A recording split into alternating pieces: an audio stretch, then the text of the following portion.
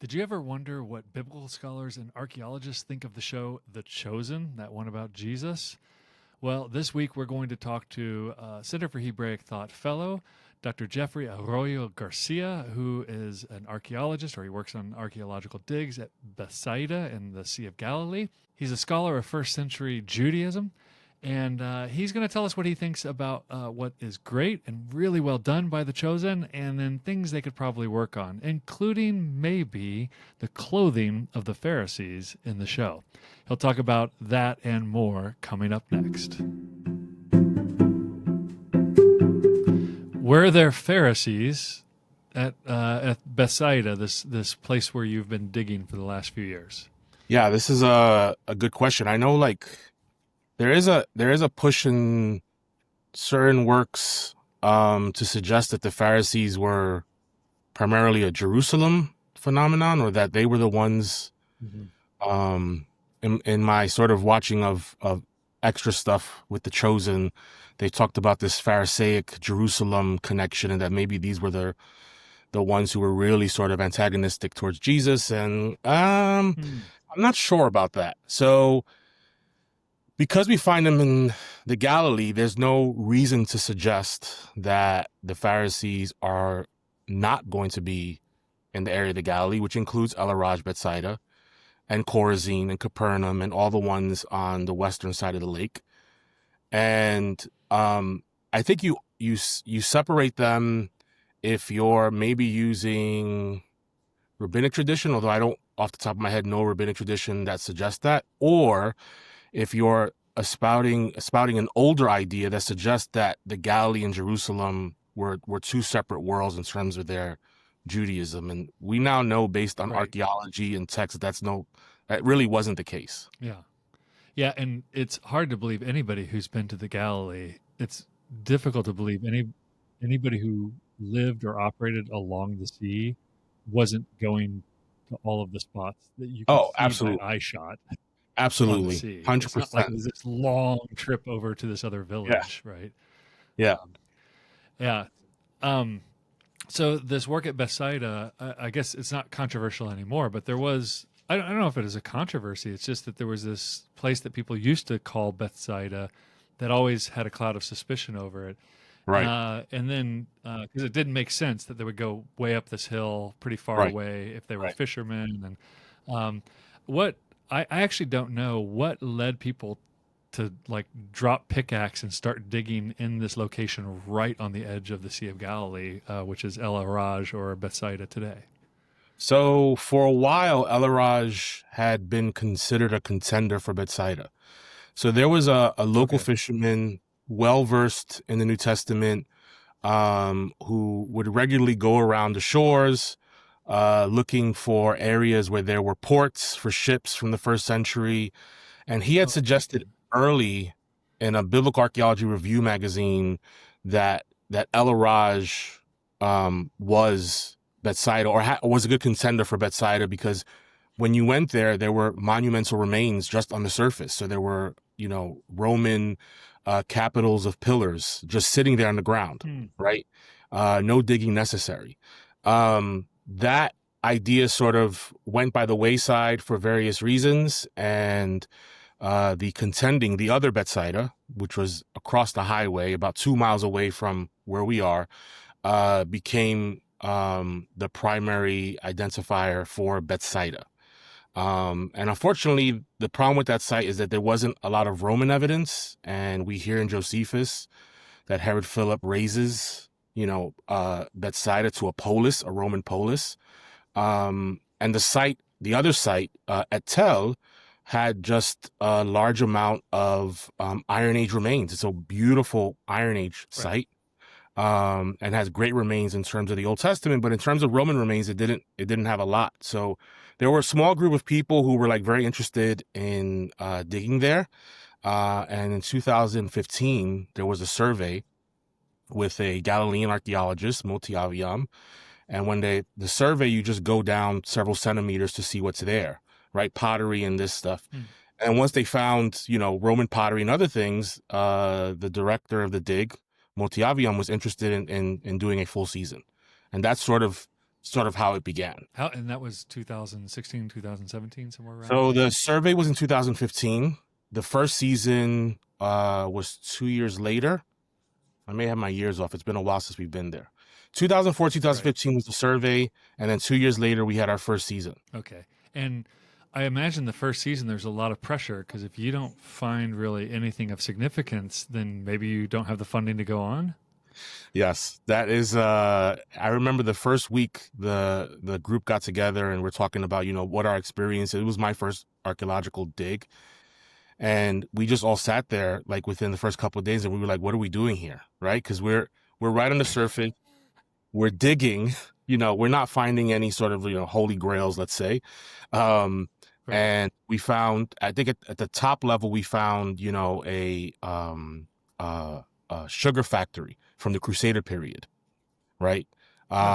So yeah, and there were like large sugar jugs, and they've been reconstructed. But of course, because that wasn't what we were looking for, it sort of was like, it's a lot of work. It's hot. Why are we not finding, Bethsaida immediately? And that was the beginning of dispelling the idea that, this is going to be a very quick find. The one good thing we had at El-Araj was that there wasn't, and it's a nature preserve, so there aren't any subsequent settlements, let's say after the Crusader period. There were some Bedouins who lived in the area, but there's nothing significant. So our first layer, lucky for us, unlike anywhere else like Jerusalem or any other excavated city, our first layer was Crusader. So we were already jumping back a significant amount of time. Wow. Yeah. Yeah. Yeah, because normally every inch you go down, you're hitting layers in history, and then you have right. Usually in Jerusalem, it's like a whole layers of Muslim, different dynasties of Muslim. Exactly. Umayyads and this. Yeah. Okay. And so what did you find? I'm interested to know, like, what's the thing that tipped you? Like, what's the thing when people said, okay, this actually might be Bethsaida? Yeah, I think the first thing... The size of the structures, or were they particular finds? So the first couple of things, the big things were within the first couple of seasons, we found evidence of a Roman bathhouse. And that sort of indicated that there was a significant amount of building there in the Roman period, that this may be indication of a polis. I know Stephen Notley is now working on that whole idea of what does it mean to be elevated to a polis. Right. And we had a number. So this would be like, sorry. No, go ahead. There's a delay here, so I'm not trying to cut you off. No, it's fine. Bathhouse would be like a number of like clay flutes or all the clay piping under. Is that what? Right. So we found floor mosaic, and then we found evidence of these tubules that you have in a Roman bathhouse. So it wasn't like we found an entire structure, right? Somewhere along the line, it was destroyed, and we found pieces of it, right? That didn't really settle anything. What ended up happening is as we dug down layer by layer, we got down to the Byzantine level and then began to identify the elements of various churches or a church and a monastery, according to the director of the dig. As we kept going, the sort of feature of El-Araj, which we already had thought we had cinched it, but a couple of years ago, we found a large medallion inscription that was like any other inscription in the church. It was dedicated to this individual named Constantine, who had paid for the paving of a floor, right? It was a dedicatory inscription. And it basically was speaking about praying for his sons, and that the chief of the apostles, and it references the chief of the apostles and the holders of the keys of heaven. And we realized after you do a survey of Christian literature, there's only one individual that is named the chief of the apostles, and that is Peter. And this is sort of the hook in all of this, is that there was a report by a early pilgrim who suggested or stated that he had visited a church that was built over the house of Peter and Andrew when he did his journey. Okay. This was like 8th century CE, right? When he did one of his Okay. pilgrimage journeys to the area of the Galilee, that he went to a church, and that church happened to be built over the house of the two apostles that the Gospels say came from Bethsaida. So the discovery of the medallion inscription, and then the apse of the church sort of felt like we were now moving into the area of sort of confirming that this was Bethsaida. That was also coupled with discoveries of homes from the Roman period. Hey there, if you've benefited from this content at all, please hit the like and subscribe, or subscribe and like, one of those or both of them together on this video. It helps us tremendously with the math algorithm nerd monsters. Okay. And maybe the assumption, you tell me if this is wrong, but the assumption is that if you have a whole church, like a formal church structure built on top of the site, like people aren't just going out building churches for no reasons in this region. That must have been some kind of pilgrimage site, right? Right, exactly. And we do have the other churches that we have around the Galilee are because of pilgrimage. Okay. So something significant is claimed to have happened there. Correct my memory. So there's also an octagonal structure at Capernaum, that is supposedly over the house of, is it Peter's mother? Did I have that right? So the octagonal structure is situated sort of focused in on one room of one of these insula homes that are in Capernaum.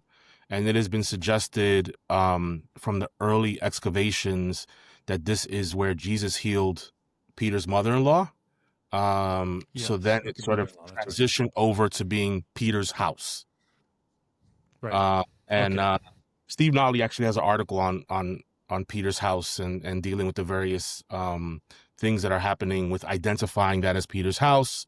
What do we have at Bethsaida? What do the ancient sources tell us? Wow. Okay, so I'm a little averse to when people say, like, can't you feel the power where Jesus walked and all this kind of stuff? And I'm like, I've spent a lot of time in Israel. I've never felt the power. I felt the majesty of creation there. It's very beautiful. Sure. And the sense of awe that, like, wow, this really happened, and this is kind of where it actually happened, like, in a battlefield or something like that. But you're sitting there spending a lot of your day right alongside the lake there. Any New Testament insights come to you when you spend that much time right there you're not just a tourist passing through. You're actually like hanging out, spending time in that nature. So yeah, do you understand anything differently from spending the time there? I mean, I think every bit that I've learned of traveling in the land is going to add some kind of like 3D context to the Gospels. The experience is interesting because during really hot days, we go swimming in the lake. So experientially, it is significant, when you're reading the accounts of, the fishermen and, Peter walking on water and the miracles. I'm not sure I would say, like you said, you've experienced the power of, I don't know, the presence or the power of divinity there, but there is something significant about experiencing the land and then reading the New Testament. Yeah. Also, this may be folklore, but I feel like I've read in more than one place that it's possible that fishermen would not have been able to swim in deep water here. Have you ever heard this thesis? I've not.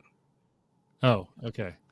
It may be just cobbled together from the fact that Peter sinks and thinks that he's going to drown, which would indicate that he couldn't swim. A lack of swimming ability. Yeah, I've heard this with seafarers.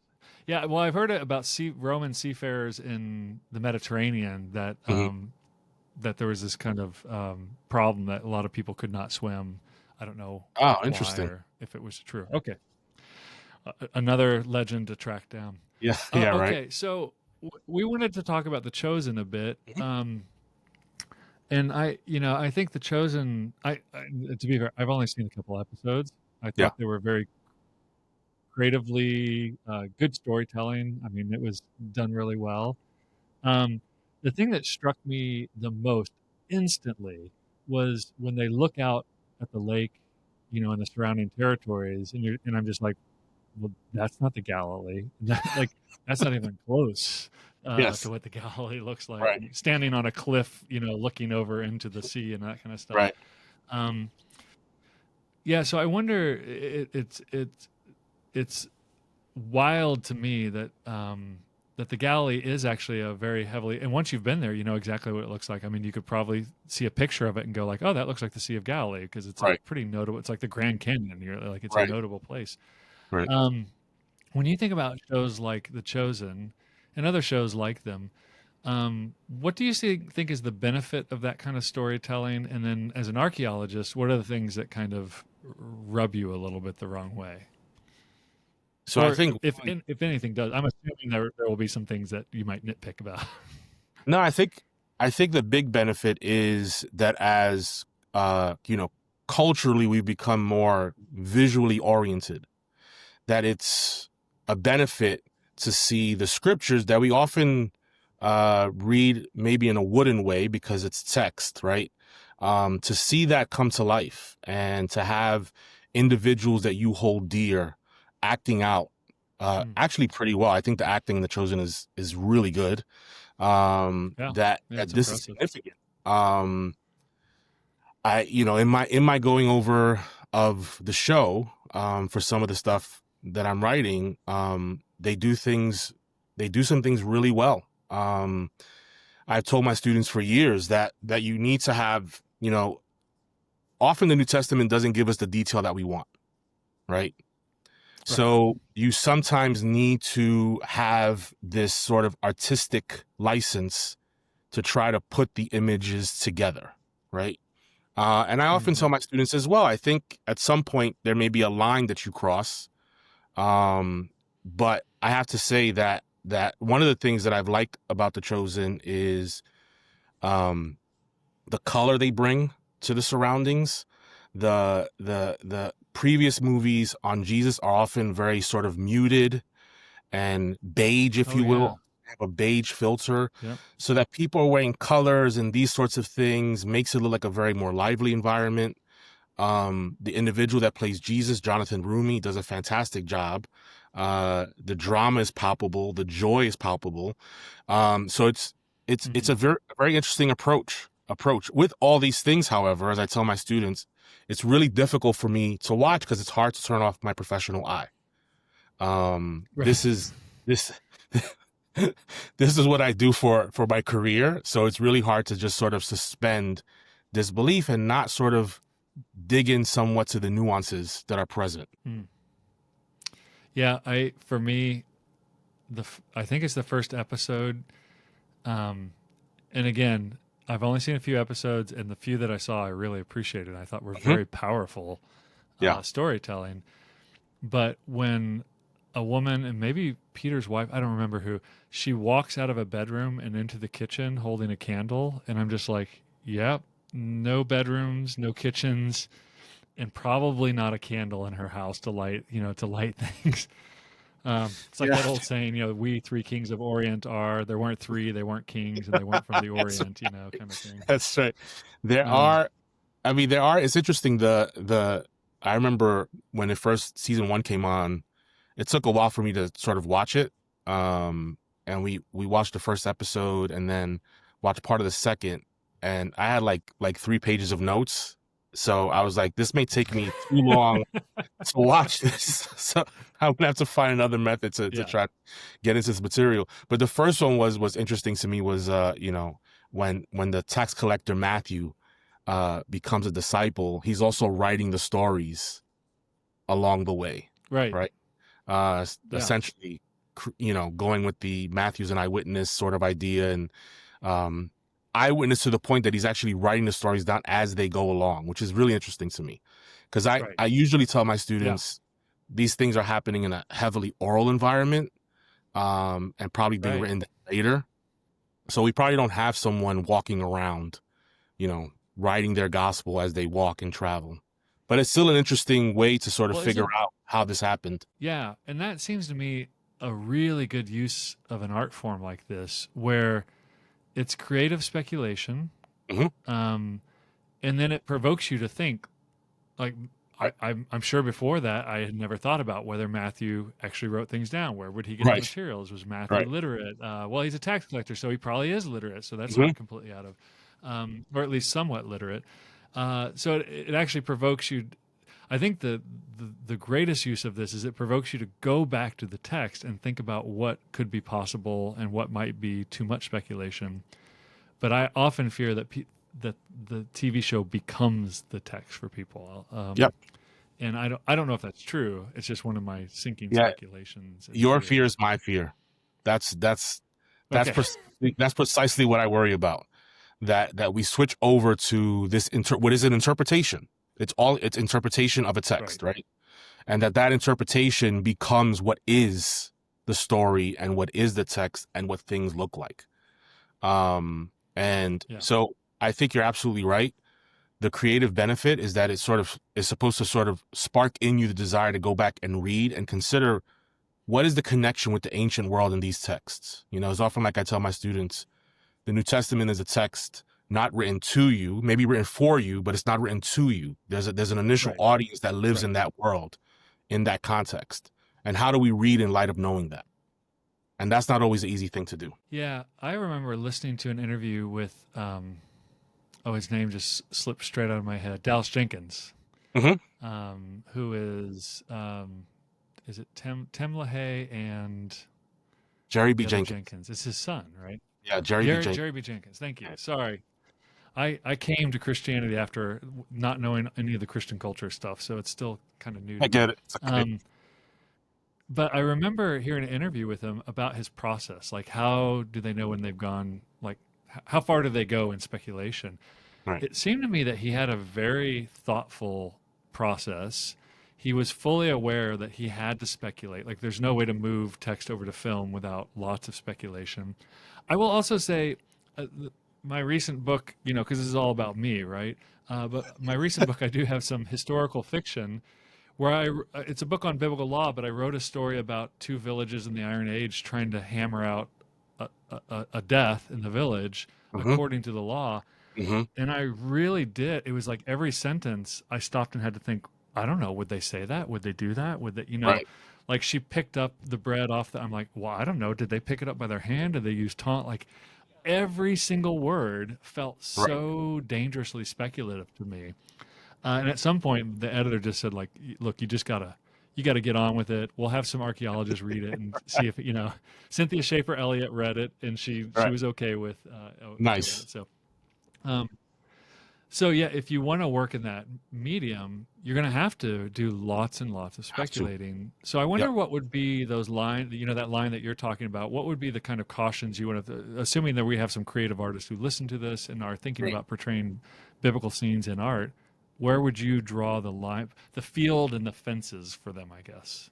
Yeah, I think a lot of the stuff I've sort of just said, this is creative license. And I know there is a Dr. Laura Robinson, I think her name is, on X has spent a lot of time like looking at where some of these, maybe quote unquote Jewish ideas exist or where they come from. They're using in the Chosen, which is a really good thing to do. For me, because my training is Jewish studies, that is really sort of where I focus in particular, first century ancient Judaism. What did that look like? What traditions do we have? What traditions may have not been that ancient when they come from a later period? Right. And in some cases, you can draw in later stuff. Like there's a whole conversation about the use of the use of the word rabbi for teachers, but they seem to use that regularly, like in the show, not in our ancient sources.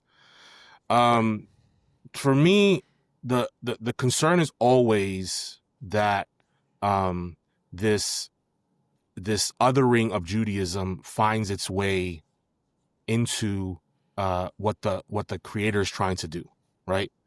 Whether it be anti-Judaism or can reach the anti-Semitic label, is open for discussion, but that's sort of where I sort of am drawn to.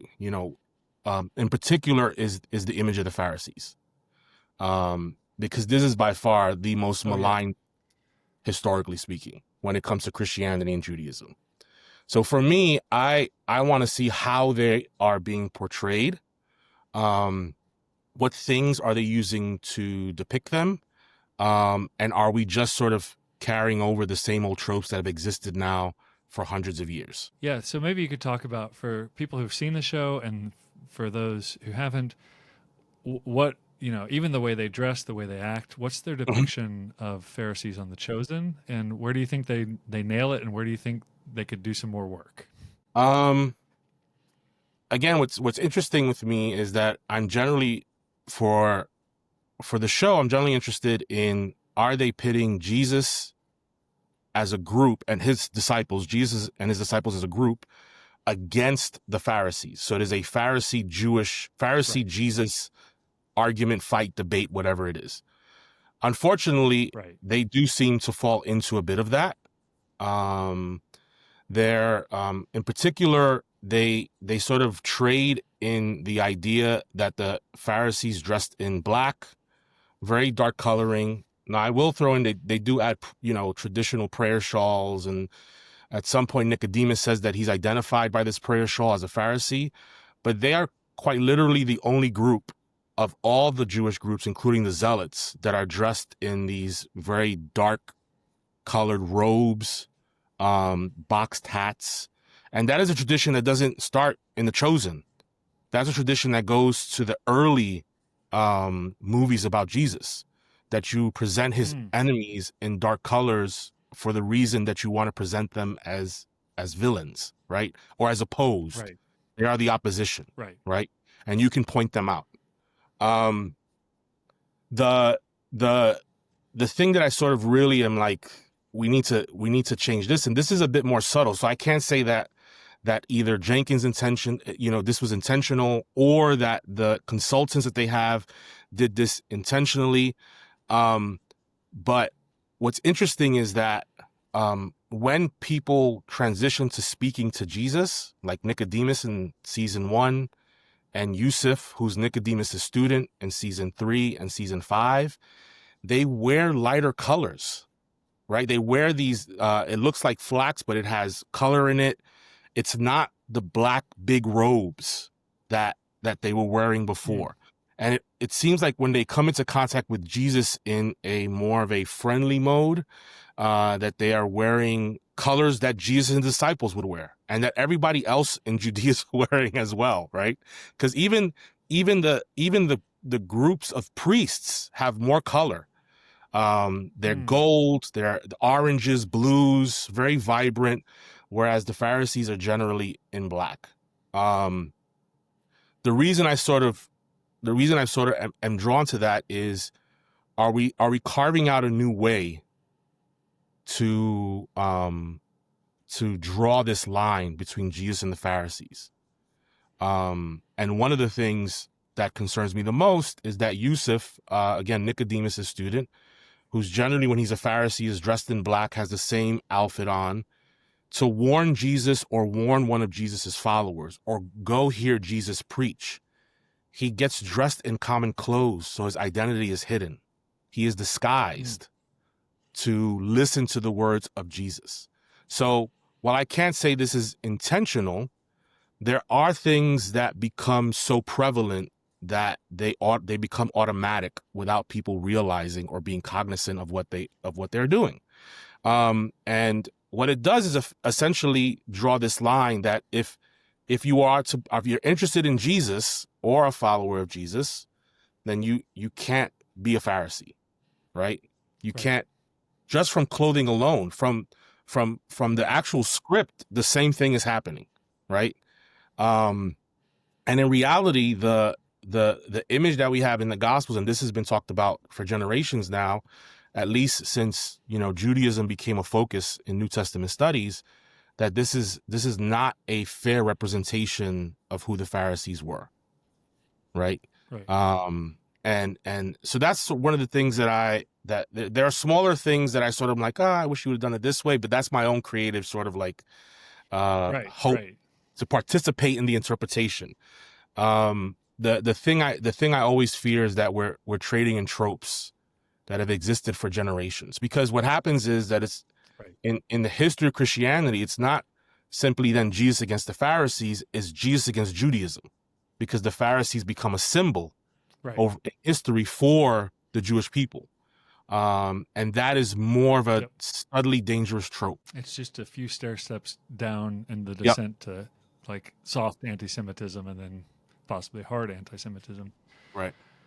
Yeah, I mean, I've been a consultant on a show before, Mhm. as my daughter says, an Emmy-nominated show. Nice. So there is that, like, yeah, I had nothing. I just told them where they had clear factual errors. It was pretty easy, but but there is also that thing that you realize when you're an expert consultant, like you can tell them, and then they choose to do whatever they want at the end of the Right. day. So Sure.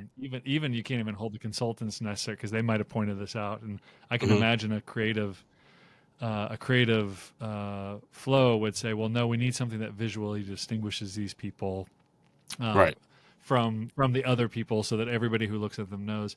But you're saying it's subtle, but you know, I have a daughter who's was a film studies major for her degree, and I've learned a lot about filmmaking from her. Mhm. And what you're actually describing is very powerful film storytelling technique. Is you Yes. color things a particular way, literally color them in order to color people's opinion Right. about these people. So it is subtle, but it's more powerful than it is subtle, I guess. Yeah. I think the reason I'm using the word subtle is because Dallas Jenkins has a video, I don't know during what season it was made, and as well as some of his consultants, where they're speaking kindly about the Pharisees, and that they understand that there's a history there of Right. not, it doesn't say anti-Semitism specifically, but there's a history there of maligning the Pharisees incorrectly, and that we need to do better in presenting Jesus and his world, essentially. And for me, that's a plus. So this is why I sort of step back and say, you know, is this just something that is so ingrained in Jesus movies that it's very hard to sort of pull out of it? Yeah. It's, you know, the same kind of subtle technique in older Jesus and Old Testament movies as well, is the holy characters speak in a British accent, and then normal people speak in an American accent, and then the evil people speak in a Semitic accent, which Yep. happens sometimes, unfortunately. Yeah. I mean, what is interesting So go ahead. go ahead. What's interesting is is that if you remember Jesus of Nazareth, I tell my students this all the time, the 6-hour movie with Jesus of Nazareth, with British Yep. Jesus. The director specifically told him not to blink while he was on camera, to make himself look stranger than everyone else, or like other than everyone else. So he doesn't blink once in the entire movie. That's and so you know who else doesn't blink? Like that's a psychopathy thing, right? Like people don't blink at all when they talk. No, I don't know. I might be making that up. But if you're talking to somebody who doesn't blink, like you definitely think there's something going on there. Like, are you high? What is going on here? Right. Yeah, it does make you wonder, like if we could ever have a film that you and I would look at and go like, that was a really solid film on Jesus, or Right. if like you're just picking your poisons at this point, you know? Yeah. Yeah. I mean, I think what they've done with The Chosen is in many ways amazing. It has huge popularity. It has been translated into any number of languages. I forget how many it was at this point.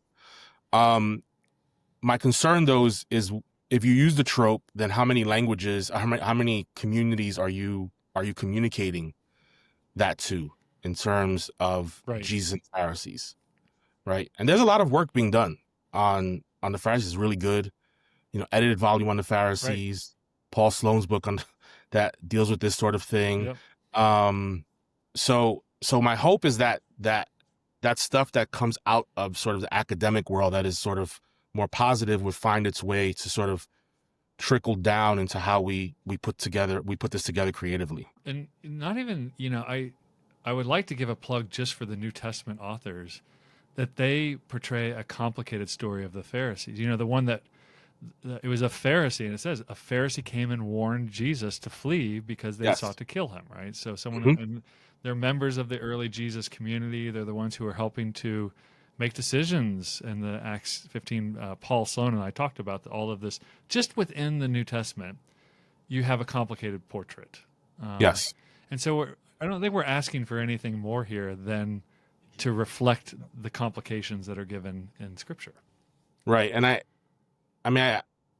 like the Acts 15 text is my favorite because it speaks about the Right. Pharisees when it comes Most to people believe. don't pay attention to that. Right. It's Pharisees when it comes to believe, and there's no indication that they've given up the membership card, right? That they've had to give up the membership Right. card. They're just part of the community, right? Yep. The way I tell my students usually to think about is, let's take your large denominations in the United States. Like I do some work with the Assemblies of God, right? I think it's the second largest evangelical denomination in the United States. If you went to each individual community of Assemblies of God, you would find that there are varying approaches into various subjects, depending on what that subject is. They all have sort of like a common approach. Like I think in ancient Judaism, obviously God, the temple, and the law were sort of the three big sort of like we overlap on this. And then how they interpret each of those things can vary widely depending on which community you're part of or which community you're inside of. And that they're going to be differing opinions, right? And I think that's important to understand that, when we see the Pharisees, we're not speaking about, one gang that had one idea that all followed it loyally. And even to use that language is a little bit pejorative to say gang, but one group of individuals, who thought one way and were a monolith. Because as you say, in the Gospels itself, we get different, a more complex view of who this group was. Yeah. And I find it even true with my own students, like where I have a student who's really bright and gets most of the material, but then kind of takes a side trail on something or goes really left-hand turn on something. Yeah. I often will spend more time critiquing that weird turn that they made because they are so close to the kingdom, as it were, the kingdom of what I think could be a better version of their own thinking. And so even Jesus's rebukes, I now even see as like at least partially, almost like a, Toby with Michael on The Office. If you know that duo, like, come on, Michael, like you know better. We've talked about this, right? Right. So there might almost be some inclusive rebuking because you're so close, like get behind me, Satan kind of feel to it. Yeah. Years ago, when I was a college student, I had studied with Stephen Notley, and he was sort of going over this sort of Pharisee traditions that we've had that exist within the church. And he said, you could actually see Jesus' approach to the Pharisees as an intra-familial thing kind of happening, which is what you're touching on, like with like Toby and Michael. Like, and I told my students, I was like, when you're close to someone, you can speak to them in a way that you wouldn't speak to the general populace because you know them well enough. So like I bring up my sister. I have a younger sister, 3 years younger. I say, if my sister did something that I thought was wrong, I'd be able to speak to her in a much more stern way than I would one of my students who I don't know, or be more open in the way that I approach her. Yeah, no, that makes perfect sense. So when are you leading tours back in Israel? What's the situation there? So, unfortunately, I had a tour in November, but it shrunk, and then so that's not happening, unfortunately. I am looking to do tours in the spring, if everything goes well. Tourism, I guess, will be coming back soon. If everything goes well in country with the plans, and hoping to get I'm actually working on trying to get students to Turkey as well. Turkey is one of the most ignored countries, and we have so much of the Bible happening there. Yeah. And so if somebody goes on a tour with you, like they get to go to all these sites and you're like, absolutely. You're Yeah, the absolutely. expert talking them through everything. Okay. Yeah. How So, much do so you, maybe you shouldn't say this on a podcast, but how much do you let your Israeli tour guide talk? well, so right. So every trip has guides, regardless of what country we're in. When we're in Israel, we work with guys that are like really knowledgeable in their particular field. But when it comes to teaching New Testament and usually teaching ancient Judaism, I'm the one that takes that on. However, when I work with Israeli guides, especially, I mean, several of them are my friend, I want the students to hear their voice as well. When it Right. Yeah. comes to, naturally, because you're in country, modern Israel will come up and the things that are Yeah. happening. And that's where I'm particularly uh, strong on, like, they need to hear your voice because you have skin in the game. You live here. Right. This is your world. So try to help them to understand the complexities of it. Yeah. And it's even, I always tell people, calling them a tour guide is often, it's a misnomer because Mhm. uh, some Israeli tour guides I've worked with are just prolific in their memory and their understanding and their Absolutely. layers and context. Yeah, it's kind of amazing, and some of them won't shut up about it. Yeah, it's true. Doing one of the things with doing tours, when you're responsible to like be the teacher, you realize how much tour guides have to keep, like the layers of history Oh from the my modern goodness. period going back all the way to the ancient Near East, right? And Yeah, and you're right. I it's have worked with tour impressive. guides. Yeah, I have worked with tour guides that are just, I'm gonna let you know what's going on, and I'm gonna keep going, keep going, keep going. Yeah, yeah. What's that band direction? Yeah. Okay. Well, Dr. Jeff Garcia, thank you so much for your wisdom. I'm so glad that you are a fellow at the Center for Hebraic Thought, and that we can lean into you whenever we need your help. Yeah, thank you so much. It's been an awesome time. I love talking about these topics.